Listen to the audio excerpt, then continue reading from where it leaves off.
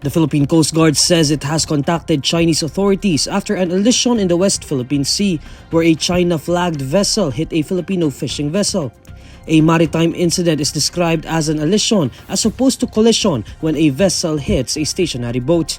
PCG spokesperson Rear Admiral Armand Balilo tells INQUIRER.net that the Coast Guard communicated with China's Maritime Safety Agency. Balilo says the PCG reached out to their Chinese counterpart around Wednesday or Thursday during the rescue operations for the fishermen aboard the fishing boat Roel J. The Filipino fishing boat was moored to a fishing aggregation device when it was allegedly hit by Chinese bulk carrier MV Taihang 8 on Tuesday afternoon. The 5 fishermen were safely rescued. This is the second case of allision in the West Philippine Sea this year, following the incident last October involving a ship registered in the Marshall Islands that led to the death of 3 Filipino fishermen. The first batch of the civilian-led Christmas convoy in the West Philippine Sea began its journey on Friday morning. Loaded with essential donations and supplies, over 40 volunteers comprising youth leaders and fisherfolk representatives from the Atin Ito Coalition are on board the civilian vessel MV Kapitan Felix Oca. The ship, which departed from Manila, is expected to arrive in El Nido, Palawan on Saturday, December 9. Upon arrival in El Nido, the volunteers will join forces with a larger contingent of 100 fisherfolk, forming part of a 40-boat convoy. They are set to navigate the general vicinity of Ayungin Shoal, Patag, and Lawak Islands of the Kalayaan Island Group from December 10 to 12 to deliver essential supplies to fisherfolk communities and frontliners in the area.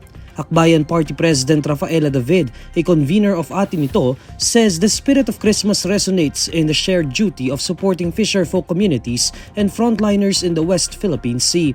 David adds that the voyage is a testament to the enduring strength of Filipino unity, even in the face of foreign aggression and intrusion in the West Philippine Sea. Senators are asking law enforcers to conduct a full investigation into the December 3 bombing at the Mindanao State University in Marawi City following the arrest of one of the suspects. In a statement, Senator Amy Marcos lauds the arrest of Jafar Gamo Sultan but urges authorities to continue their pursuit until the masterminds are arrested. Authorities said Sultan was an alleged companion of a certain Omar who, according to witnesses, was the one who placed the improvised explosive device at MSU's Dimaporo Gymnasium. Senator Marcos also urges the public to work together for lasting peace in Mindanao and not to let corrupt officials exploit the MSU tragedy for personal gain.